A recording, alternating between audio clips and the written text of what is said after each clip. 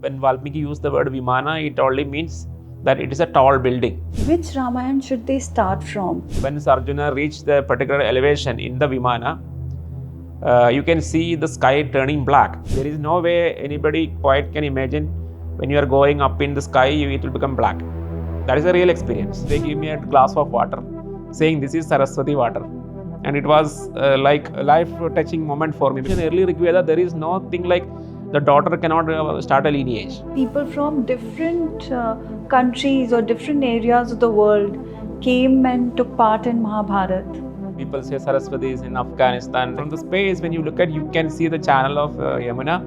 You can see the channel of Saraswati flowing in between Yamuna and Satluj. Finally, these people cannot just play some political games and say that the river is in Afghanistan, etc. Or you're talking about a clan who span over a time. They say that this particular king, who is a grandson, he is a historical person, but his own grandfather, he is a mythological king. There is a small stream of Saraswati still flowing in the northern Haryana.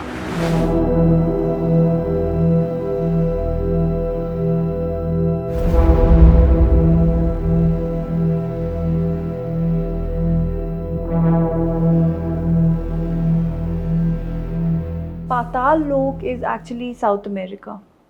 See, that is a real thing. Like, for example, when Surya Siddhanta was authored, that is again in Gupta period, the idea that the earth is a sphere, everything they understood. Of course, we get evidence from the Gupta period, but it can be older. They say that Surya Siddhanta is actually way older.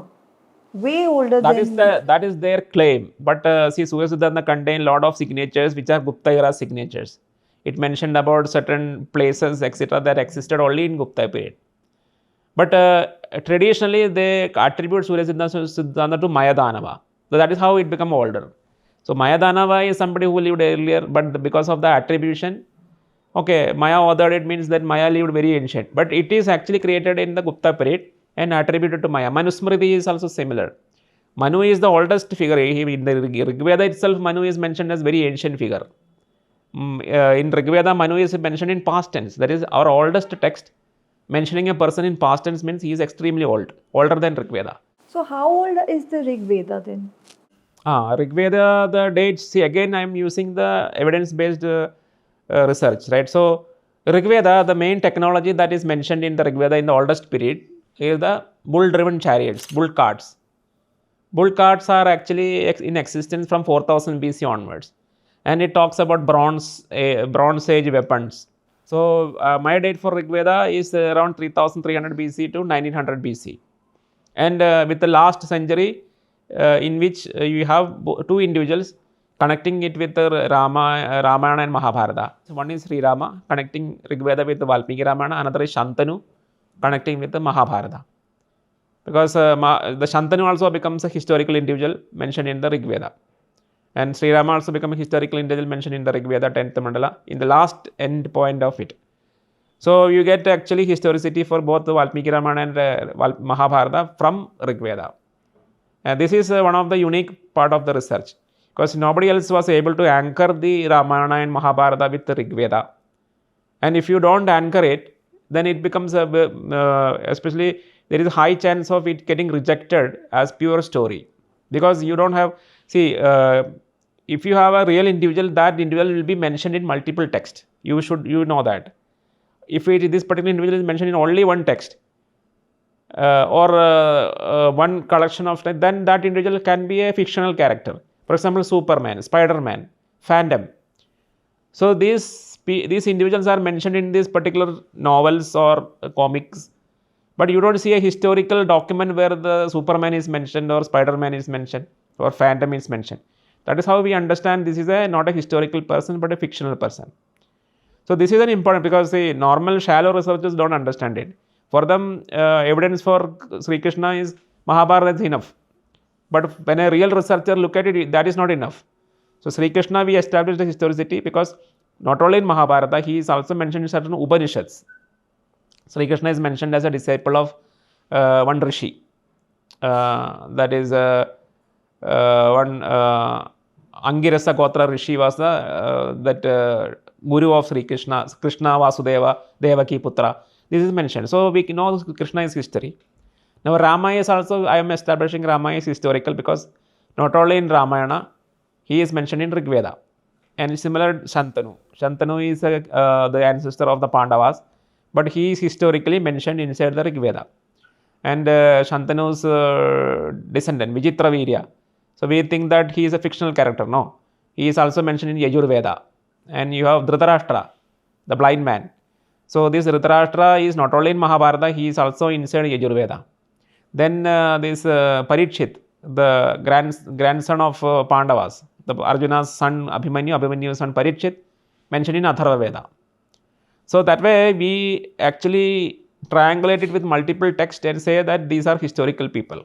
So when you look for evidence, you take a multidisciplinary approach, taking archaeology, astronomy. Yes.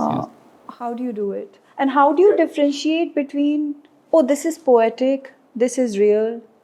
How do you do that? So one is in poetry, certain technologies will be exaggerated. See, for example, today's science fiction, if you take, today we are in 21st century, right? Are we living in Mars or are we living in some other galaxy? No, right? We are not. We are living in Earth, and we are just learning to live around the Earth, like in the low Earth orbit. No, that is what the International Space Station is. That is the biggest technology achievement of 21st century. So if you people can live inside the International Space Station for some 1 year, 2 year maximum, that is our technology capability. But you see Star Wars movies. In the Star Wars, what they will say, the civilization is already moved into the another galaxy, and then you have an empire, galactic empire, and then you have an empress. There is a princess like that. So how do we know after 1,000-year elapse? Now the researchers are looking at 21st century. So they have so much of documents in front of their hand, and they also have this movie, Star Wars. So how do they identify whether it is real or fiction? Same thing, I also face the same thing. It is said that in Mahabharata, people from different countries or different areas of the world came and took part in Mahabharata. So that also comes back to the question of, is South America actually Pātāl-Lok? There was a real place called Pātāla, like in the Mahabharata, Ramayana, etc., which is somewhere very close to the mouth of Indus and Saraswati. And there was a Rasatala also. Because Rasa is another name for Sindhu River. So especially people who are living on the banks of Rasa River, that is Sindhu River, and the northern part of it. This is Pātāla is in the southern Sindhu Indus region, in the Sindh province of Pakistan, and Rasatala is in the northern side, like wherever the Sindhu is flowing through the Kashmir, that north of Kashmir valley, that mountainous Indus River is called Rasa. So you have a Rasatala and Pātāla actually in the geography. But then when the Surya Siddhanta was authored, in the Gupta period, we have got the understanding that the earth is a proper sphere. And then once earth is a sphere, then they will think what is on the other side of the earth. And and of course, starting from Mauryan expedition, they have a very good information related to all the continents. And this is a lie that the Columbus discovered America, etc., but it is a lie. Because during the Mauryan expedition and such earlier period, we had some understanding about the Americas, the North America and South America, and then Australia and even Antarctica. Because these are all part of our maps, which is captured into Mahabharata, etc. There is a Sanjaya's narrative to Dhritarashtra, where in his narrative, we can very clearly know that he knows about Antarctica. So, once this entire geography of the spherical earth become known, then they reuse the terminology. Like, okay, South America is the other side of the India, and that is then rephrased as Pātāla actually. Yeah, because it's like under. Yeah. It is under. So, because the Pātāla is considered as beneath. But actually, in the original sense of it, it is the southern part of the Indus River. So, it is beneath. Pātāla is beneath Rasatala. That is geographically correct. In the northern side of the Indus, you have Rasatala, and to the south, you have Pātāla. So, geographically, it is correct. But now it got a new meaning that India is here, Bharata is here, and the other side of the globe, you have Pātāla. So, it's natural. The natural reuse of the terminologies. You mentioned about Manu and Manu Smriti being the oldest book. Manu is oldest, but Manu Smriti is in the Gupta period. Manu is the oldest. So can you tell us a little bit about Manu? Like we get a lot of information about Manu in the Purāṇas. And Purāṇas, in chronologically, Purāṇas are a little later. Even large amount of it is authored in the Gupta period compared to Itihāsas and even compared to Vedas. But chronologically, the Vedas are the oldest. And the most refreshing aspect about Manu is that Manu is not just mentioned as very old in the Purāṇas, because we can't take the Purāṇa face value because it's very late. But then for us, the reassuring part is that Manu is mentioned as very old even in the oldest text Rigveda. So Rigveda itself have three different parts: the early Rigveda, middle Rigveda and late Rigveda. So I mentioned Shantanu and Rama were living in the late part of the Rigveda, that is the last mandala, 10th mandala of the late Rigvedic period. Then Manu is mentioned throughout the Rigveda as a very ancient figure. So there are not many individuals older than Manu. There is mention about Vivasvat, and Vivasvat is explained as the father of Manu, and he is also mentioned as Surya Deva. And then there is Aditi. Aditi is mentioned as the mother of Vivasvat. So these are all not only Puranic, it is also mentioned, that particular entire chronology is mentioned in the Rigveda also. And the Rigveda, but it is mentioned Manu is the first mortal, first human being. That is, especially what Rigveda says is that in my memory, that is the Rigvedic Rishi's memory, there is nobody else to think about older than Manu. So this is like from the oldest memory of our civilization, they are picking this individual called Manu. And Manu has two children. That is something very interesting. Manu has a daughter Ila, and Manu has a son Ikshvaku. So these two individuals, Ikshvaku and Manu. Of course, it is mentioned Ikshvaku is elder and Ila is the younger. So she is younger sister. And the beauty of this is that Ila's dynasty, Ila's son Pururavas. Pururavas was one of the oldest king, and Pururavas' son Ayus son Nahusha, Nahusha's son Yayati. Yayati's 5 sons, Puru, Anu, Druhyu, and Yadu, Turvasu, Anu, and Puru and Druhyu. So there are 5 children of Yayati, and the youngest son Puru, the dynasty, the dynasty of Puru is the Paurava dynasty. And in the Paurava dynasty, there is a great king Bharata, and he established the Bharata dynasty. And in the Bharata dynasty, there is another great king called Kuru. He created the Kuru dynasty. So you have a very continuous succession of kings from the daughter side. When you say Manu was he the first human or the first man? Yes. So what I'm saying is, see as per the Rigveda, he is the first man. And then the woman? See that when I say first, see you don't have to really take it literally. What it means is that when we recollect the names of individuals in the ancient period, Manu is the oldest we can remember. That's the meaning of it. Okay. Right. For example, in the Rigveda, they don't supply the name of the wife of Manu.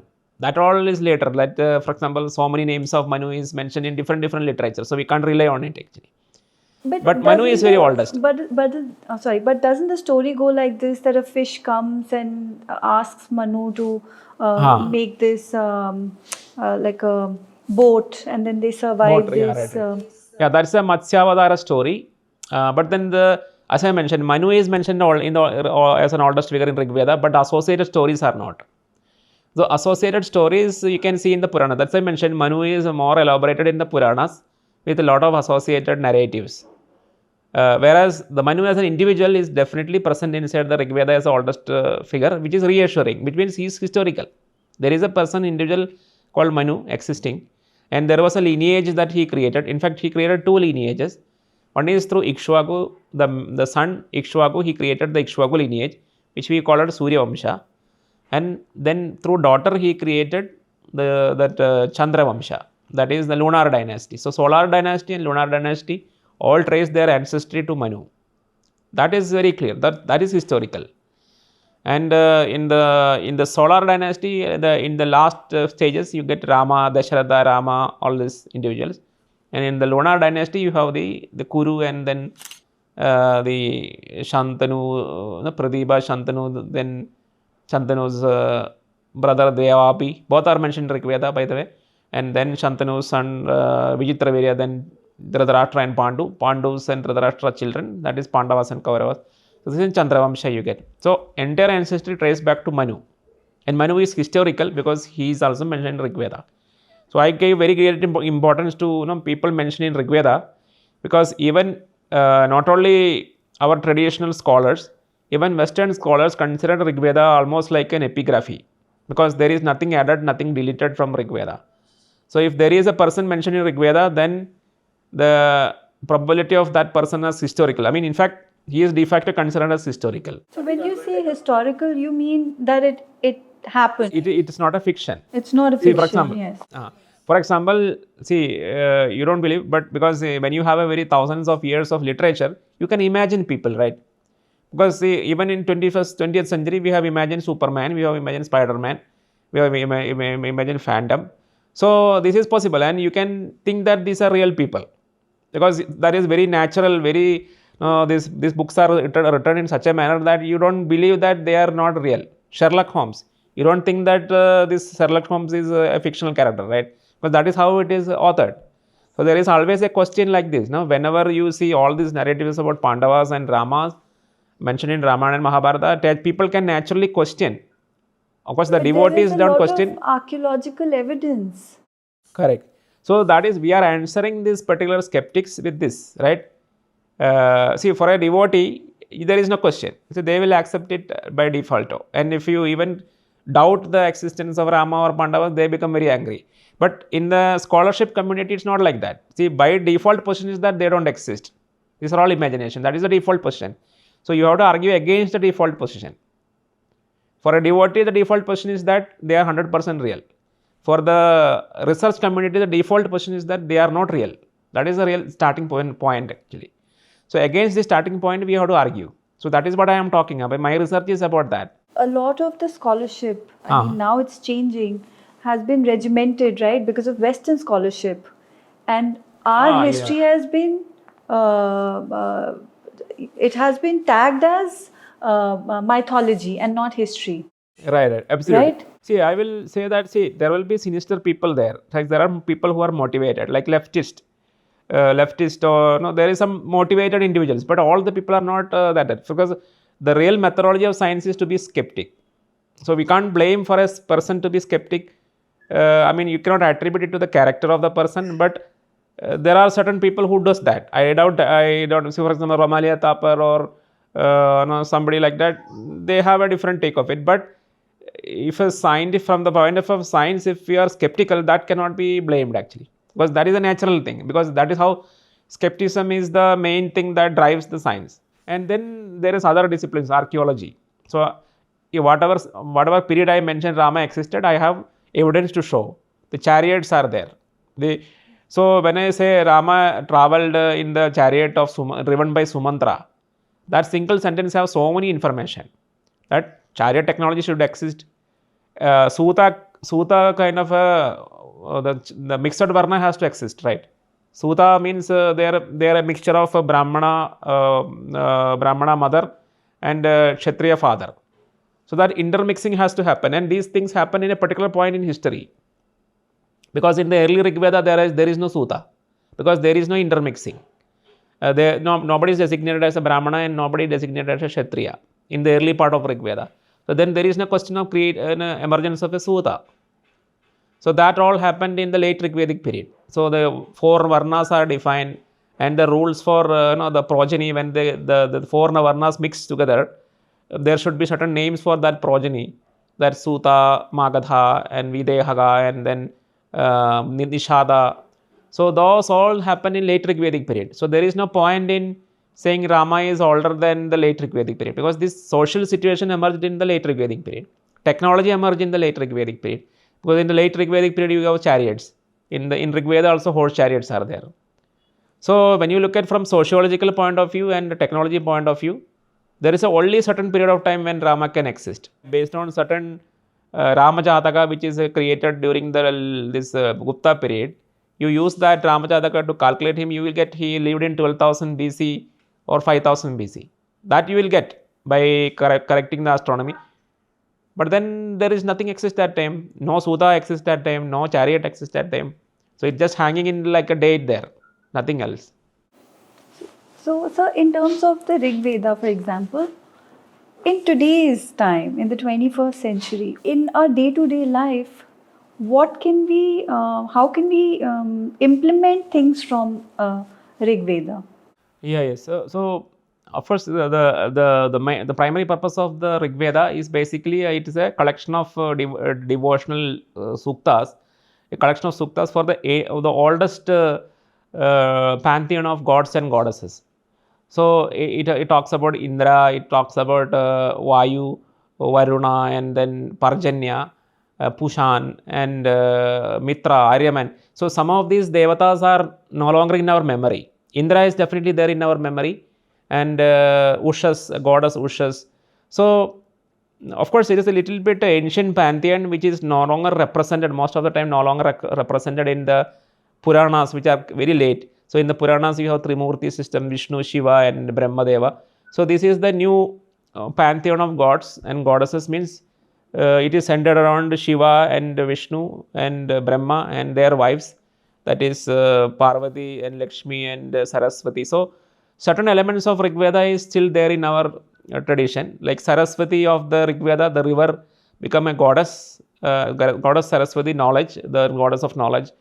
So from the point of view of the original, see, this Rigveda is an ancient devotional text where they praise the ancient gods like Indra, Varuna, Mitra, Aryaman, etc. But from the devotional point of view, the relevance of Rigveda is slightly offset, because now for the devotion you refer to Puranas, right? So that way it has still some relevance, because Vishnu is still there in Rigveda, and today also in the Puranas Vishnu is there. And Rudra is there in Rigveda, in the Puranas you have Shiva. So there is still relevance. So devotional point of view, around Rigveda have around 60% relevance today. And then its relevance in the academia, that is for researchers like me, is in the sense of it is the oldest text. And Rigveda is not only the oldest text in the Sanskrit literature, the entire Indo-European family, that is the larger family of languages in which English is there, Germanic is there, French is there, Russian is there, Greek is there, Albanian, Armenian, all these languages, including Indo-Aryan, that is the Sanskritam and the Zoroastrian, Avestan, everything combined, this is the oldest text. So it has a huge value for researchers who study about ancient information. And second relevance of Rigveda is that not only the devotees in India, that is typically the Hindu community in India, but even the Western scholars agree on one point, even though they don't agree on the dating, they agree on one point, that everything inside the Rigveda is like an inscription. That means it is not a fiction, it is a historical record. That so the status of a historical record for Rigveda, you don't have to debate with anybody. They will still debate whether everything in Mahabharata is historical, everything in Ramayana is historical. But nobody debates about Rigveda whether it is historical. Every person name mentioned in Rigveda is historical. So that is why, I mean, many researchers or my core researchers don't understand the value of it. Why finding Rama inside the Rigveda is a landmark kind of a discovery, because then Rama got a perfect historicity, nobody can deny. And Shantanu also gets it, so Mahabharata gets that historicity. So now you understand. So Rigveda is for me extremely important, because it is the anchor for me, where I anchor whatever my studies on Ramayana and Mahabharata, which predates my Rigvedic study. From 10 years onwards, I am studying Mahabharata, when I was a child at 10 years. But then from 2005 onwards, I am studying Rigveda. So it's very late. But then Rigveda gives me the final culmination of my research to be anchored with. That is a value for me. For me, it's tremendous value. I mean, for Rigveda is for me. So who wrote the Rigveda? Yes. So we all know Vedavyasa is the compiler of Rigveda. So he lived somewhere exactly where we expect him. That is, when the 10th mandala of the Rigveda is composed, inside that you have Rama and Shantanu. So automatically Shantanu's wife Satyavati's previous son, that is the stepson, that is Vyasa. So he is at the exact moment, he lived at the exact moment when the Rigveda is composed with the last two kings, that is Rama is mentioned in Rigveda, his own stepfather Shantanu is also mentioned in Rigveda, and everybody closed the Rigveda, done. The Rigvedic composition is ended. That time Vyasa came and he looked back into all this literature, and what he did is, the word Vyas means divider, separator. So what he did is, the same Rigvedic suktas, some people were entering it for this daily rituals. So that portions this made it a Yajurveda, that terminology he give. And some other people were singing the Vedic chants. Basically Rigvedic chants, they are singing in melody. So that becomes Samaveda, and then the rest of it become Atharva Veda. So that division, that proper divisioning of the Vedas into Rig, Yajur, Sama, Atharva, all these are done by Veda Vyasa. Now who authored Vyasa? It is Vyasa's own previous generation, because one of the largest contributor to the Rigveda is Vasishta Rishis. So Vasishta, when you look at Vasishta happened to be the great grandfather of Vyasa, and Vasishta is not just one individual. There are so many number of Vasishta Rishis in Rigveda. For example, one Vasishta Rishi was the advisor of Sudas, who ruled in the early Rigvedic period.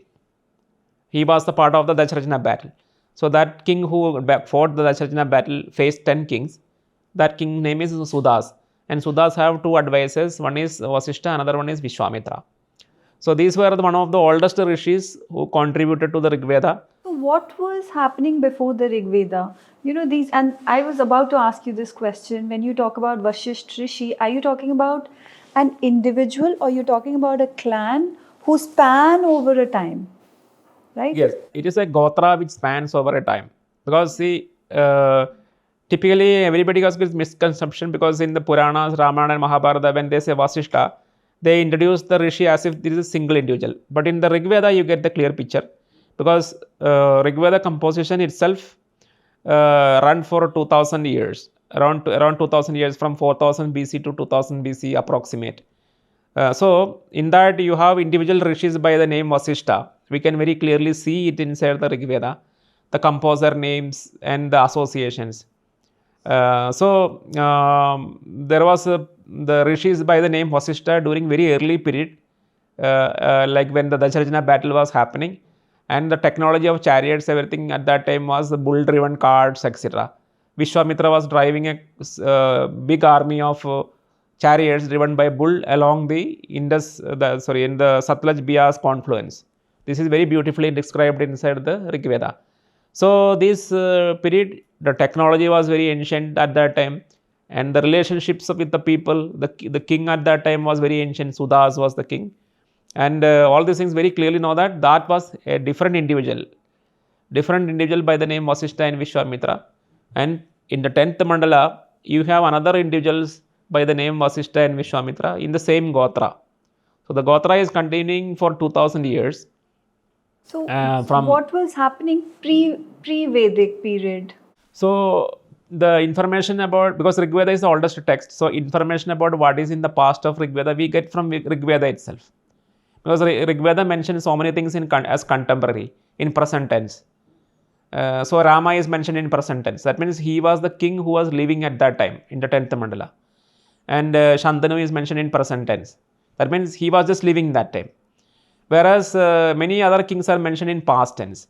So if you look at whatever the king's name mentioned in past tense, kings and Rishi Muni name mentioned in past tense, we can understand what is there existed before Rigveda.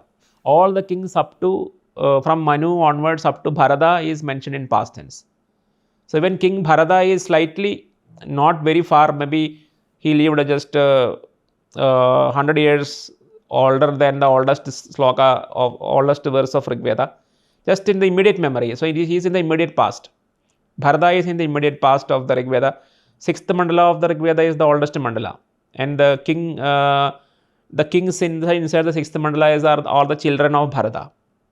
Like there are certain kings names like Srinjaya, Devavada, Srinjaya, all these things, and they are mentioned as descendants of Bharata. So just one generation after Bharata is recorded as contemporary kings inside the Rigveda. Bharata is just happened to be one generation earlier than Rigveda, and every king other than that, like Manu, Ila, Pururavas, Ayus, Nahusha, Yayadi's son Puru, and up to Puru's descendant Bharata is in the past tense of Rigveda. So you get the pre-Rigvedic, we call it pre-Rigvedic period. And the pre-Rigvedic period can be very old. It can be as old as 8 millennium BC. So our antiquity of our civilization, we can consider it as it is 10,000 years antiquity, ancientness, because this particular lineage can go up to 8 millennium BC, and correspondingly we get some archaeological sites like Purāṇa along the river Saraswati in 8 millennium BC. It is oldest, even older than Mesopotamian civilization. We have that sites along the Saraswati River itself. So in terms of the Saraswati River, I think it is the only river named after a goddess, in the sense, you have Parvati, but you don't have like a Parvati river, or Ganga river is there, but you don't have like Ganga temples as such. One is that there was a lot of debate going on. In 2025, this is nowadays this particular thing died out. That people say Saraswati is in Afghanistan. There is a river called Ṛgveda. And that kind of debates were going on, as if we don't, Indians really don't know where it is. But then anybody who is going through the Ṛgveda, that's very clear. Like the river Saraswati is geographically mentioned inside. There is a Nadi Sukta inside the Ṛgveda 10th Mandala, where it is mentioned as located between two rivers, which for there are no dispute. One is Satluj, which is mentioned as Sududri in Ṛgveda, and another is Yamuna, which is directly mentioned as Yamuna in Ṛgveda. So Saraswati is mentioned as a river that is flowing in between Yamuna and Satluj. So the Sukta is like Imam me Gange Yamune Saraswati Sududri Stomam, like that. There is a Sukta and a verse inside the Ṛgveda where after Ganga, then comes Yamuna, then comes Saraswati, then comes Sududri, that is Satluj. So then the location of Saraswati is very much given inside the Ṛgveda without any dispute. That is, it is between Yamuna and Satluj. And none of these people who doubt about the location of Saraswati have any doubt about location of Yamuna and Satluj.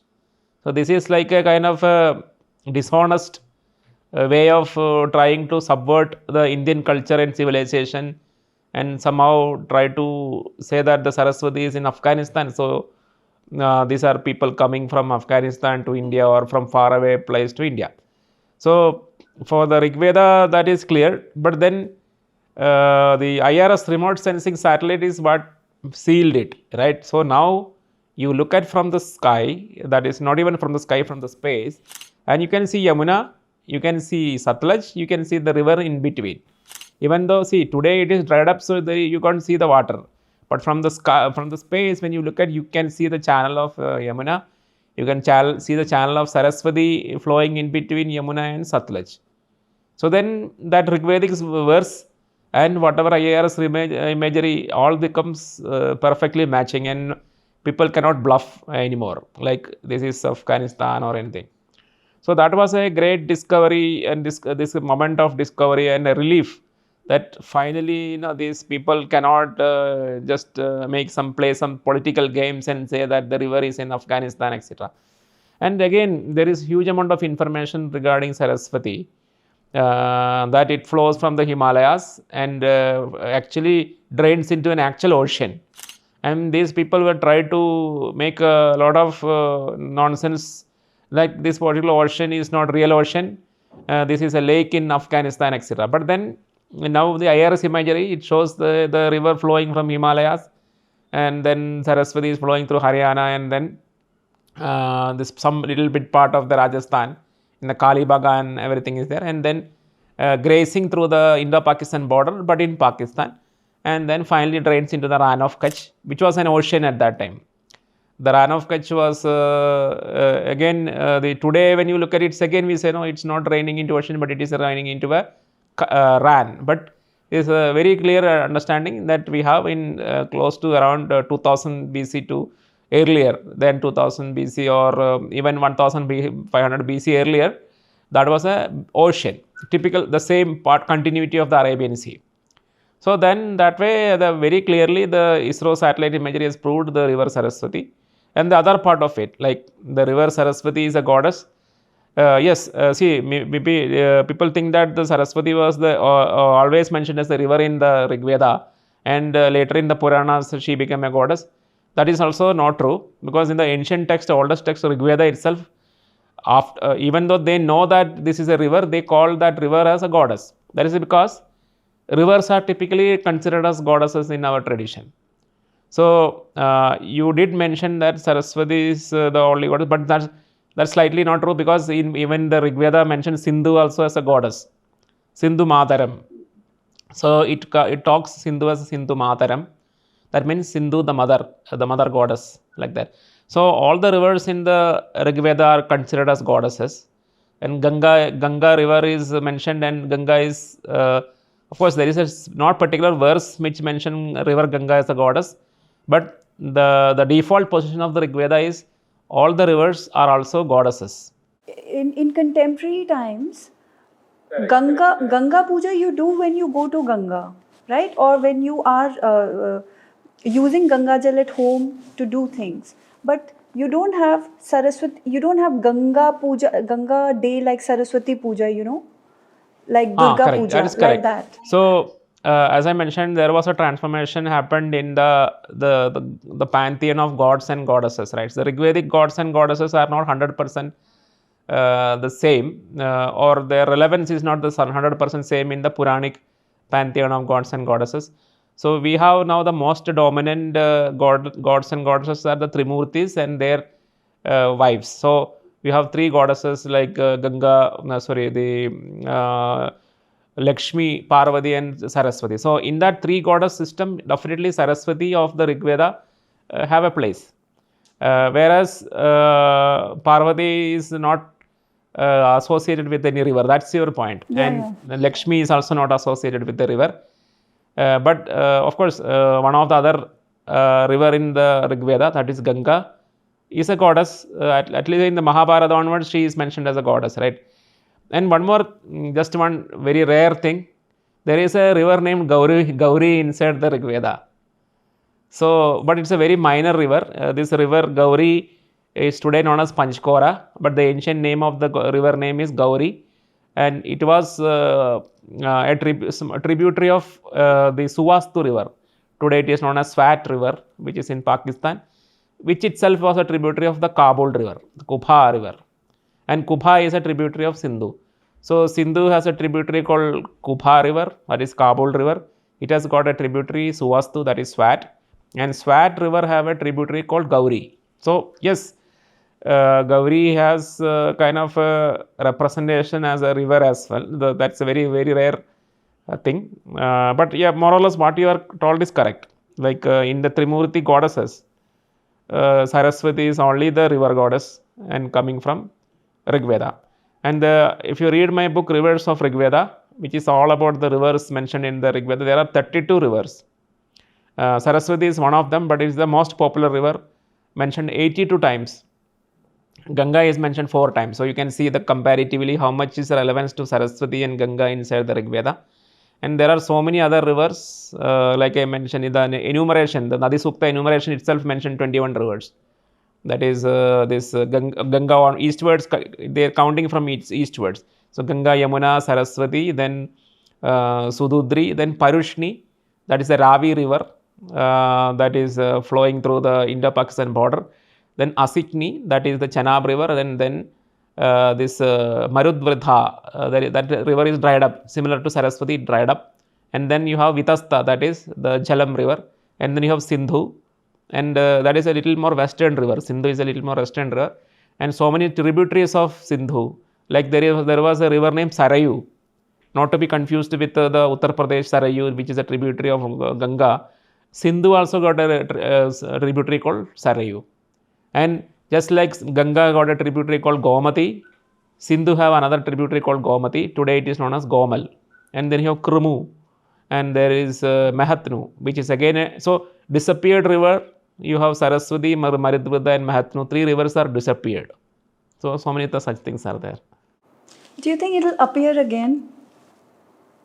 Yes, because I was part of some of the conferences in Kurukshetra University, and they invite me almost. It's an annual conference on Saraswati River. 2-3 conferences I have attended in person, as well as recently after COVID, sometimes it online as well. So there is a big project by the Haryana State Development Board, and their motto is bringing back Saraswati. So what it does, I mean, you may be not knowing, because there is a small stream of Saraswati still flowing in the northern Haryana, very close to Yamuna Nagar. There is a stream called Saraswati, which is a remnant of ancient Saraswati.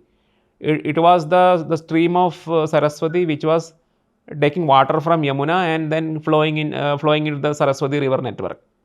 That particular river Saraswati is still flowing during monsoon season. So you can say 5% of Saraswati is still alive. But then the remaining part of it, like whenever you reach the Kurukshetra city, today's Kurukshetra city is a very new city established in 100 years ago. So when after that it's a dried up, right? So that dried up channel, anyway you can see from satellite, they are digging wells into it.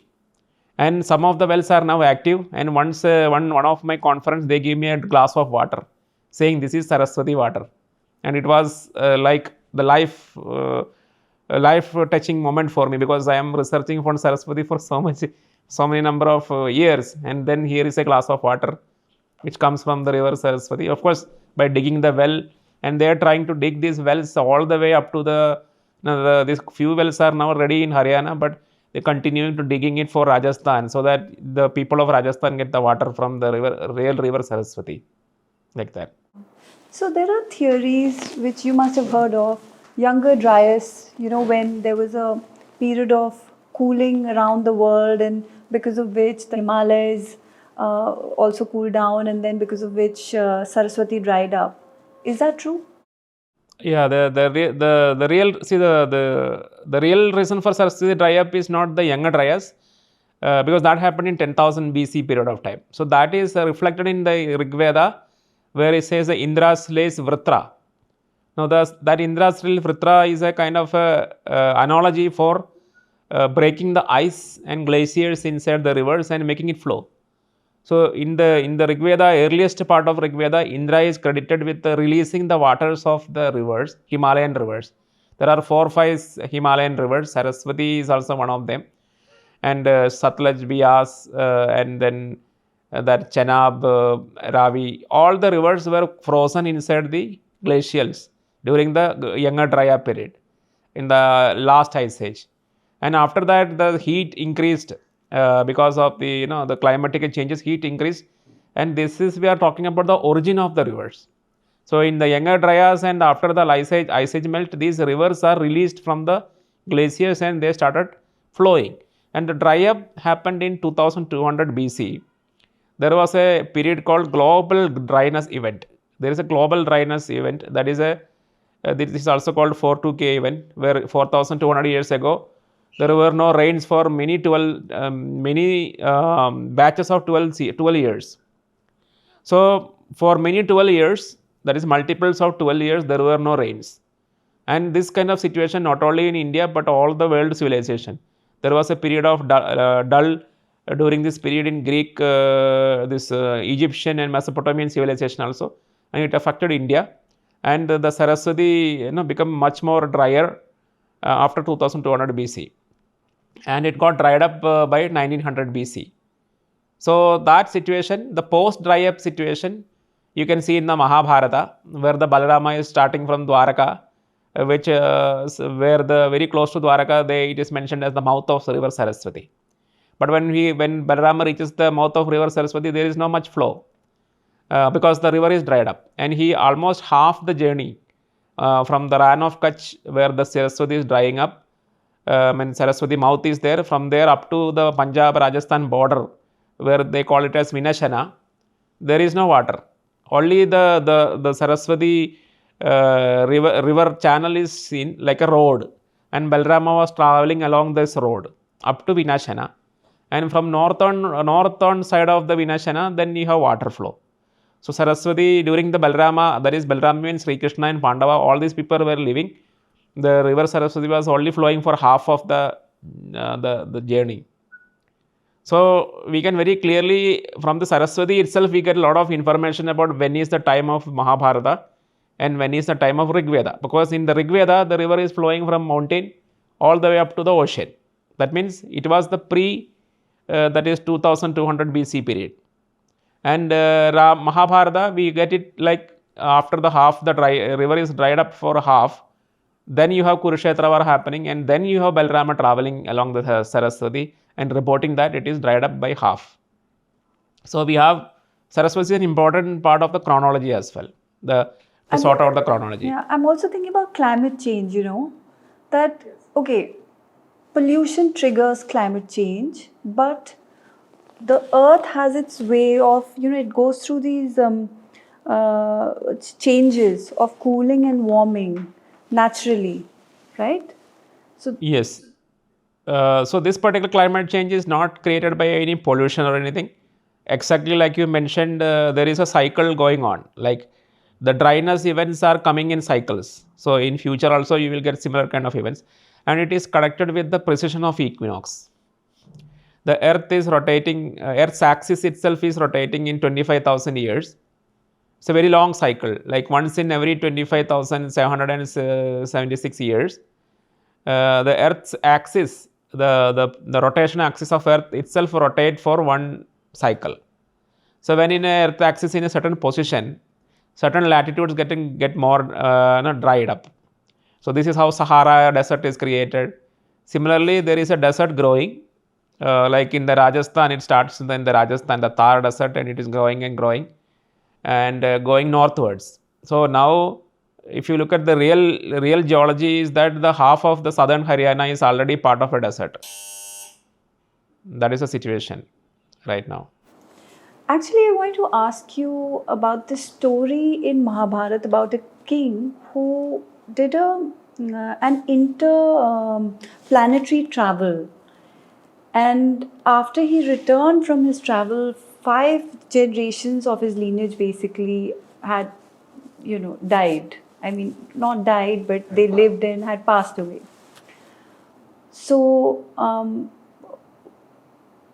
is the calculation right, or is it also poetic? Yeah, actually, the way I see is that there was some kind of understanding about the flow of time. So again, this we need to give credit to the ancient people to even think about it, right? Because see, typically the normal idea is that the time is flowing same for everybody, but then you have a prior idea of time moving slower in certain situations.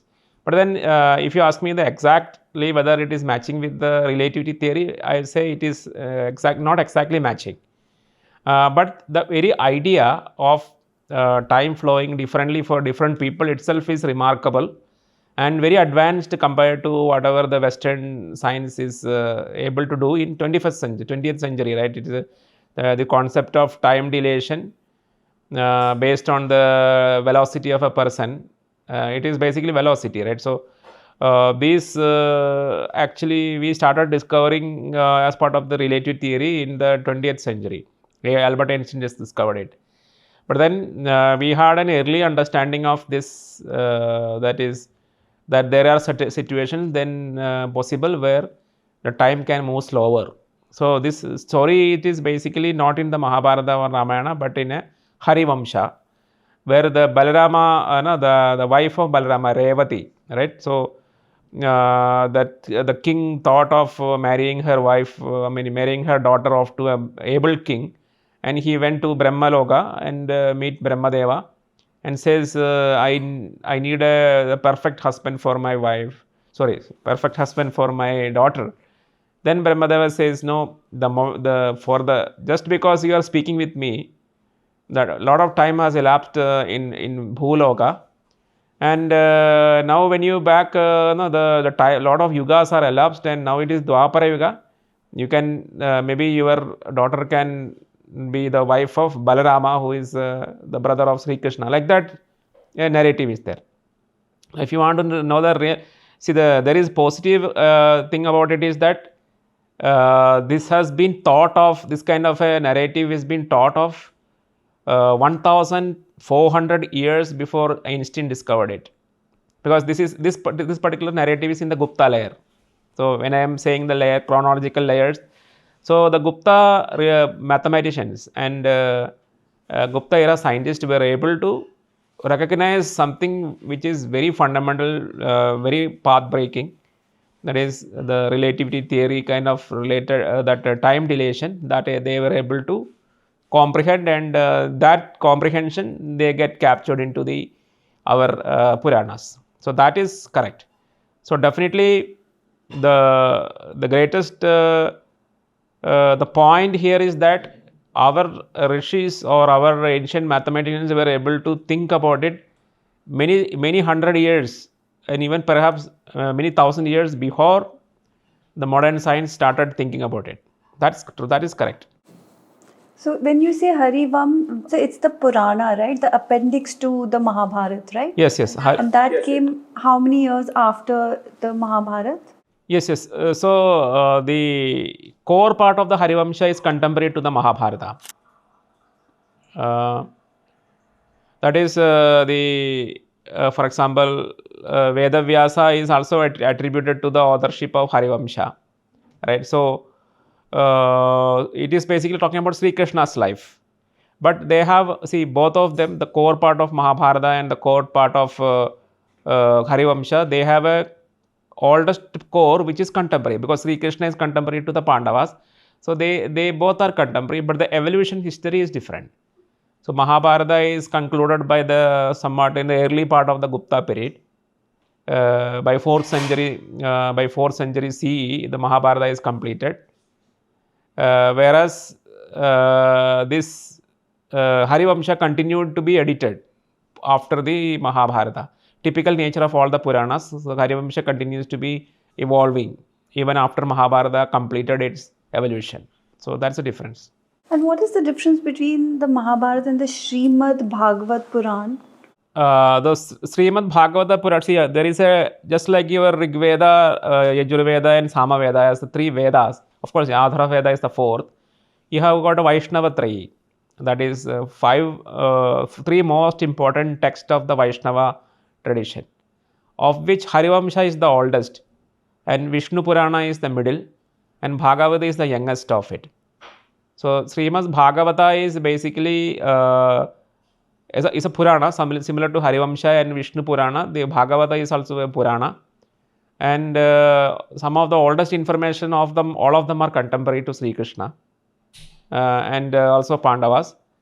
Whereas the younger part of it, like Harivamsha is it concluded earlier, like somewhere around 7th century, 8th century. Harivamsha completed. Vishnu Purāṇa by 10th century, whereas Bhagavata was continuously in modification up to 14th century. So the ending point is little bit later, and so it will contain, if you look at Sri Krishna Charita, Krishna's history, more episodes are there in the Bhagavata compared to Vishnu Purāṇa, and Harivamsha contains lesser number of episodes, and Harivamsha is the oldest one. So there is an evolution history of the newer and newer episodes are added into the whatever is Harivamsha, it will little more expanded in the Vishnu Purāṇa, and it little more expanded in the Bhagavata. Tying it all together, I wanted to ask you, sir, if we look at the pre-Vedic period, the Vedic period, and then the post-Vedic period, what are the civilizational characteristics, if agriculture was there at that time, the technological differences, the physiological differences in these 3 eras? Yeah. So it is the correct division. Like you have the Rigveda covering the Rigvedic period. So typically, whatever is mentioned in the Rigveda in past tense, we have as a pre-Rigvedic period of our civilization. That is the oldest part of our civilization, the pre-Rigvedic period. And we do have the Rigvedic. And Rigvedic itself have 3 divisions, like early Rigvedic, middle Rigvedic, and late Rigvedic. And then you have post Rigvedic, that is whatever happened after Rigveda. So there we call some 200 years adjacent to the late Rigvedic period, we call it Itihāsic period. And this is the period when the events related to Ramayana and Mahabharata are unfolding. And after that, you have Kurukshetra war, which are more or less when considered as the end of the Itihāsic period. But of course, the Pandavas lived for 36 years more. After Kurukshetra war, we see the Krishna's Dwaraka is submerging after 36 years after Kurukshetra war. And within 4 or 5 years after Krishna's demise, the Pandavas goes to Vanaprastha, this Mahaprasthana, and Swargarohana, everything happened. So in my chronology, I see that not more than 10 years. So after Krishna died, Pandavas also died within 10 years. So that means around 46 to 50 years after the Kurukshetra war, that is the end of the Itihāsic period. And then you see Pandavas, that grandson Parikshit become the king of Hastinapura, and Parikshit's son Janamejaya, and Janamejay's two sons Ashwamedha, the Shatanika and Ashwamedha Datta, the two generations. So 2 generations up to Janamejaya is covered in the Mahabharata, and you don't see any other names. So whatever period after that, like after these 2 generations after Janamejaya, those information, if you want to know, you look at the Purāṇas. So that is why I am saying the Purāṇas are actually focused on, even though the name is little bit counterintuitive, the Purāṇas are actually focusing on a recent period after the Kurukshetra, where you see 27 generations of kings who lived after Parikshit. That is mentioned in the Purāṇas. And this generation is ending in a last king called Kshemaka, who is contemporary to Mahapadmananda. And Mahapadmananda is a kind of undoubtedly a historical king. Even the mainstream historians say that Mahapadmananda is a historical king. And 2 generations after Mahapadmananda, you have Chandragupta Maurya. Again, nobody doubts about historicity of Chandragupta Maurya.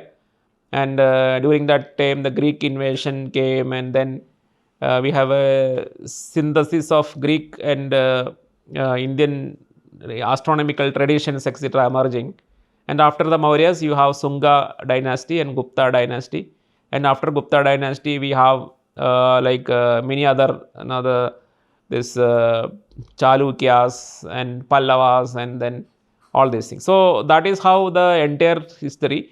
So the painful part of it is that the mainstream historians, they put a divider line in between, and they say that this particular king, who is a grandson, he is a historical person, but his own grandfather, who happened to be the other side of the line, he is a mythological king.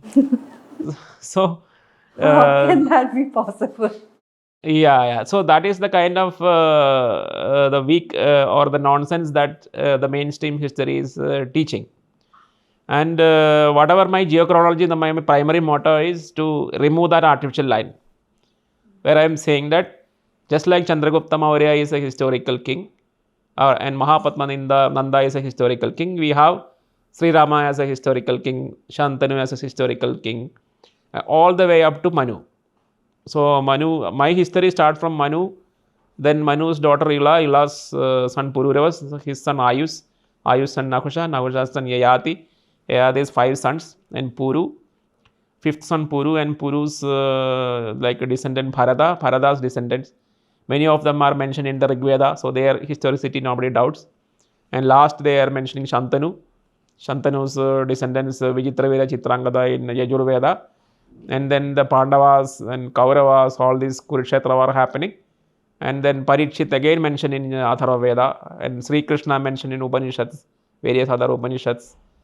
And there are so many other personalities like Parashara, all the Vyasa's father Parashara is there in some Vedanga Jyotisha, etc. Then Garga, the guru of the Gargacharya was a guru of Sri Krishna, some similar to Shantipani Rishi. Gargacharya is a guru of Sri Krishna, and he was an astronomer. And the oldest part of Vedanga Jyotisha is named after Garga, this Vruddha Garga Jyotisha. That is, he is a historical person. So Garga is there, and he was living very close to Kurukshetra. So Kurukshetra is a very important place for astronomy. And we were observing the sky of the ancient India from, we have recorded evidence of they observing the ancient sky from 4000 BC onwards. And it can go up to 8000 BC if you actually look at some other evidence. So there are all these things are historical, and the people are historical. and not just some fictional part of some fictional story, and so if you ask me whether Mahabharata and Ramayana is something like Spider-Man and Superman stories, so I can 100%, so many hundreds of evidence are there. No, it is not. It is actually a historical record. Yeah. I mean, there are, other ancient civilizations as well. If you look at the Aboriginals in Australia, their history goes back to 40, 50,000 years. Yes. So this is when I say about the chronology starting, India's chronology, Vedic chronology starting at 4000 BC, people confuse it with the non-literate civilization. Our non-literate civilization is extending up to 60,000 BC. So this the Australian Aborigine civilization, which we say 40,000 BC, that's a different kind of culture. This Stone Age, Paleolithic culture. So that kind of culture we also have, which is non-literate. When I say non-literate, means not represented by a text. Like Rigveda is a text which is representing us. So without representation of a text, this is Maori people you are talking about, 40,000 BC, 40,000 years. There's a different type of, people will try to, because I know this, because when they discuss with the Indians who want to see their civilization as the most ancient, so this some Westerners or some leftists will try to tell you and try to belittle you, saying that the Maori civilization culture is 40,000, and some other place in Gobekli Tepe, you have 12,000 years settlements. But don't carry away with that, right? Because they are talking about a different kind of culture, purely made of, no, they are only using stones, and they have no literature. So that kind of ancient culture, if you are looking at that kind of ancient culture, we have so many sites which are 26,000 BC, and India is one of the site we have settlement starting from 60,000, 75,000 BC also. Because we have also in India there have been so many traditions which have only been passed down through families orally. Yes. Right? It has no written text. So then, written text is because writing is a very new invention. There are only two literate civilization. One is the Sumerians. The Egyptians are also literate. Means they have writings, hieroglyphics. So there are three: the Egyptian, Sumerian, and Indus Valley. All these three are having writings. And one of anyway, there is only competition between Sumerian and Indus Valley. Egyptian is slightly off, like at least 500 years later. The Egyptian hieroglyphics. So between Indus Valley and Sumerian, they say different scholars will say that Sumerian is older, some others say Indus script is older. But current understanding is 4000 BC proto-script of Indus Valley civilization is at least an edge over the Sumerian. So from that point of view, we have that kind of literary culture from 4000 BC onwards. And proper writing means that I can write a sentence, full sentence with all the preposition and everything. That is required for that is required for writing Ṛgveda. That writing that was little more late in Brahmi, when the Brahmi script emerged, little earlier than Mauryan period, that writing has emerged. So you cannot write, see, for example, people again, this is also again the other way people belittle Indian culture. Some people say the Sumerians were writing, you were not writing. It's the total wrong actually. Because you cannot write Ṛgveda in Sumerian script. Because the script is not advanced to capture the entire essence of Ṛgveda. That poetic meter. There was another research which showed that there are strong connections between the indigenous tribes in Australia, I mean Maori and the Australian tribe, and the ancient Indian civilization people. Yeah. So there is a reason for that, because we know, see, more or less everybody agrees that Africa was the origin of the human species. So it happened 2 lakhs years ago, and from 1 lakh onwards there was a migration. And the other thing that people don't tell you is that this entire migration out of Africa, it has 95% of that migration passed through the northwest India. Because after the Africa, they came grazing through the seashore of Arabia and Iran, and they reached Gujarat. That was the entry. And then within India, they diversified into 2 parts. One part went towards that Kerala side, southern route. another went northwards along Saraswati and Sindhu to northwards. And all the people of Eurasia and Oceania, that include Mauryas, everybody is actually descendant of this one of this group. So the southern group which went towards from Gujarat to Kerala, then they U-turned in Tamil Nadu, and then they went Assam, and then in northeast, the Southeast Asia, and they went into the Australia, New Zealand, everything. They are the Maori people.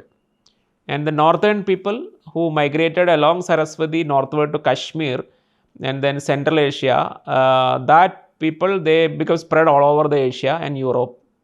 And they became the people of Asia and Europe. Actually, let me go back to that question about physiology. You didn't speak about the physiology, the difference between the physiology of the pre-Vedic, Vedic and So, something of it is like a little bit magical, because see, we don't see same kind of, see, if it is true, that's what, like Rigveda is our torchlight. So whatever we say that in this particular 1,000 people living for 1,000 years, or people twice the size, twice the height of today, this kind of information you may be seeing inside the Mahabharata and Ramayana. But if these are true, that has to be also mentioned in the Ṛgveda, but that is not the case. So in the Ṛgveda, that people who are living in the Rigvedic period, they were saying, "Oh Indra, please help me to live for 100 years. So Jivema Sharatas Sadam." That means if I am living for 100 years, that is good enough for me.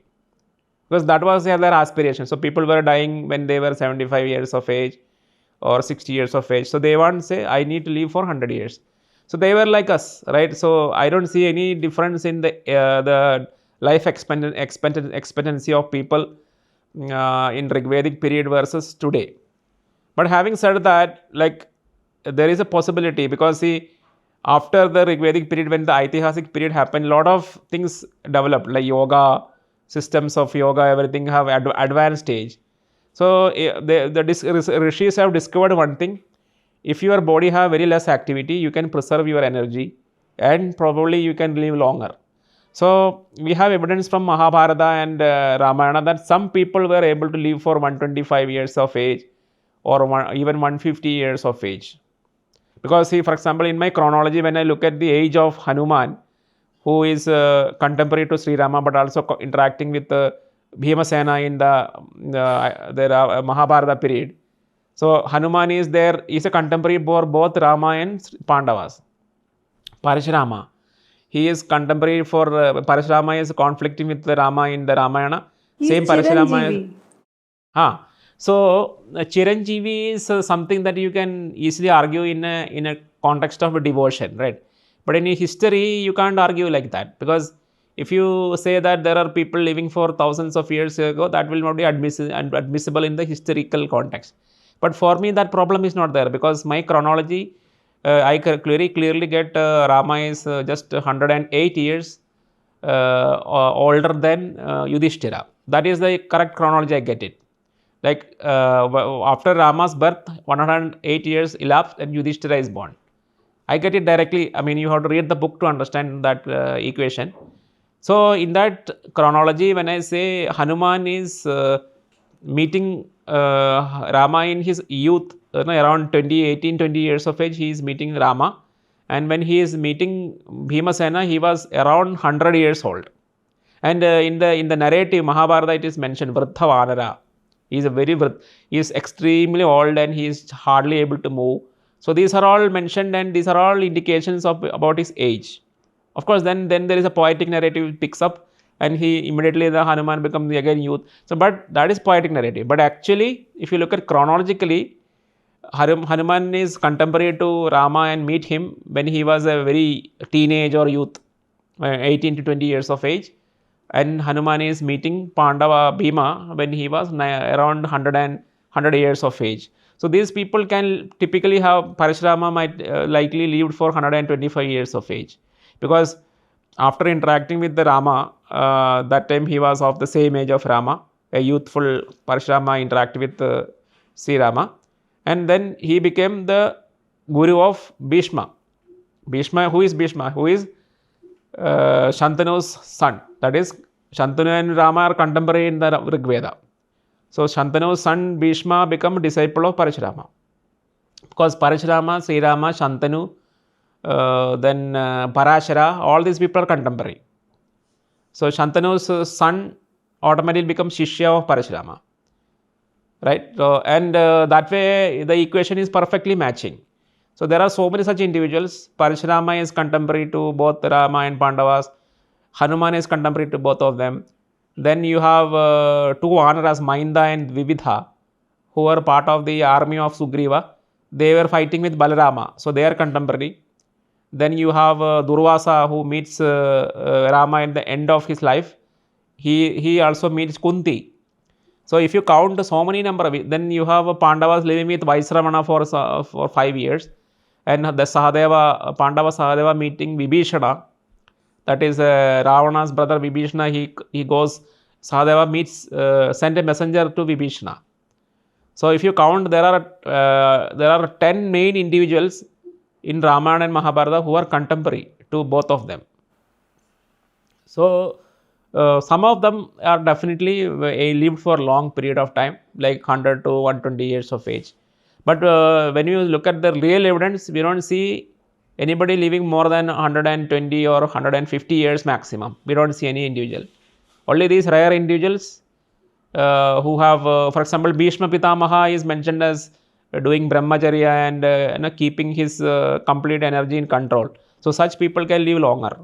Vedavyasa, who is mentioned as interacting with, I mean, of course, he is a stepson of Shantanu, but we see a Vedavyasa also meeting Janamejaya. Janamejaya, who is the great-great-great-grandson of how many generations elapsed, and then you see the Vedavyasa. There is an alternative explanation that this is a lineage. Just like Vasishta have multiple individuals, Vyasa can also have multiple individuals by the name. Now that is his title. It is not a real name. When you talk about retaining of the energy, because they were warriors as well, you know. Yes. You mean celibacy? Yeah, celibacy is the way it is represented, but it involves a lot of things, like how do you actually control your prana. All these things are part of it. So there are certain individuals who have ability to control the aging process itself. So there are certain people, but we don't claim that anybody lived more than 150 years, and we don't have any reason for it because our chronologies are very clear. If you could choose one site for exploration anywhere in the world, especially India, what would that be? Yeah. So there are so many places, like in the Mahabharata, they are talking about the Kuru Rashtra, which is somewhere in the western Uttar Pradesh and overlapping with some eastern side of Haryana. But there is one place which is older than everything. Like there are two places mentioned in the Ṛgveda. One is named after Manu, and another one is named after his daughter Ila. That is Manusha, which is in currently the Kurukshetra district in the Haryana. That is near to the Pātāl city. And just adjacent to that, it is like there is a river, Saraswati's older channel, Apaya. Apaya is a river channel of Saraswati. And on the western side is the father, and on the eastern side is Ila's Pada, that is dedicated to the daughter Ila. So this is the most ancient place mentioned in our entire civilization by name. Of course, there are so many other places like which are not having any name, which are not having any literature. But there is this place in the oldest literature of our civilization. Two oldest places. One is a father's place, another is a daughter place. This has actually is a very, when I discovered it, I was really emotional. Like there is an ancient father and an ancient daughter. And one more thing I want to tell. In the ancient and early Rigveda, there is nothing like the daughter cannot start a lineage. The Ila is represented. Ila is very important because it tells to the entire world that in ancient India, there was no separation between son and daughter. The son is starting a lineage of Surya Vamsha, that is Ikshvaku, and daughter is starting another lineage, that is Chandra Vamsha.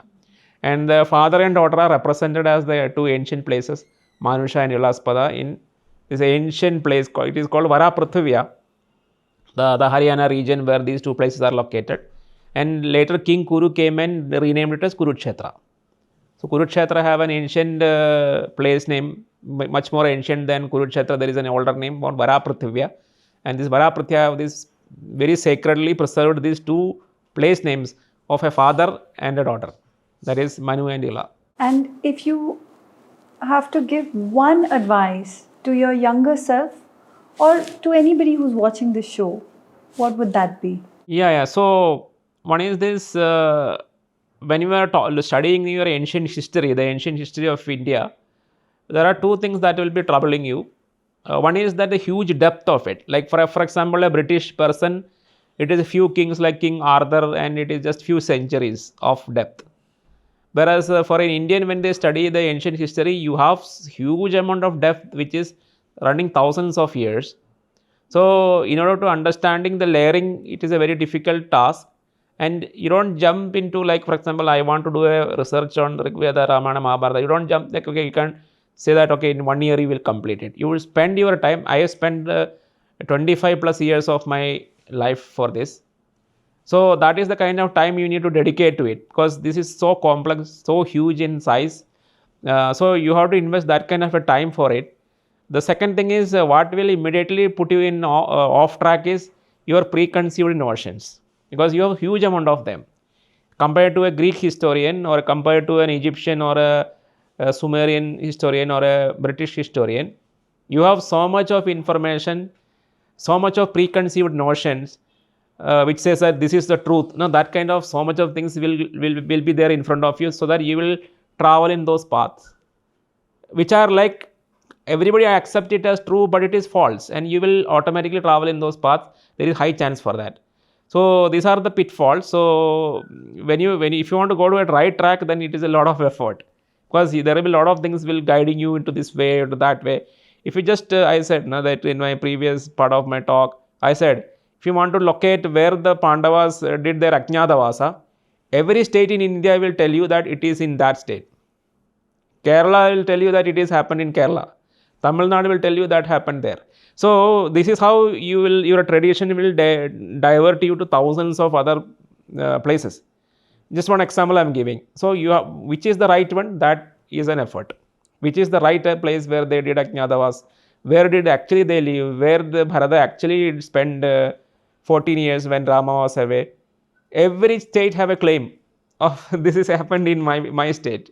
So that is one is because I don't consider it negative. It is because of extreme love that entire people in all the states have towards the Itihāsic people. So they have, for them it is like it happened just in front in their own village or in their own town.